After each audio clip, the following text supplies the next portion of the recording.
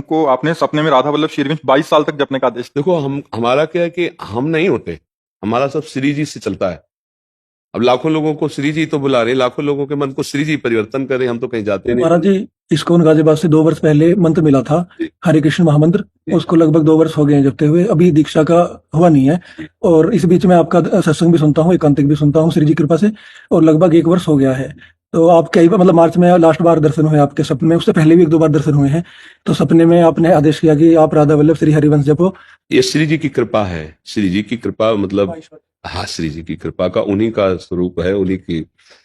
हम तो एक यंत्र हैं, यंत्र, पर यंत्री श्री जी हैं, लाडली जो है, प्रभु हैं, प्रियालाल हैं। वो जिस जन पर कृपा करनी होती है वो ऐसे कृपा करते हैं। महाराज जी, मैं क्या करूँ आगे? अगर उसे ये मानते हैं कि आपको श्री जी ने आज्ञा करी, आप उस पर चल दो। अगर मानते हैं कि नहीं यार स्वप्न है, तो मत करो। आप देखो, वो आपका विश्वास काम करेगा कि जैसे इन्होंने कहा हमारे स्वप्न में संत महात्मा आते थे, तो इनका विश्वास है कि वो आते थे। इनका ये नहीं कि वो स्वप्न था, इसीलिए हम इनको सपोर्ट किया है। जब श्री कृष्ण किसी पर विशेष प्रसन्न होते हैं तो राधा किशोरी की तरफ झुकाव कर देते हैं, क्योंकि प्रेम का जो स्वरूप लाडली जो है वो श्री कृष्ण के हृदय का प्रेम है। अगर आप ये मानते हैं कि प्रेमानंद के रूप में श्री जी आकर हमको ये आदेश किए, तो अक्षरशः पालन करना चाहिए। यदि आपको पक्का विश्वास है कि मेरे स्वप्न में श्री जी इस रूप में आकर मुझे आदेश किए, तो फिर उस पर संशय नहीं होना चाहिए।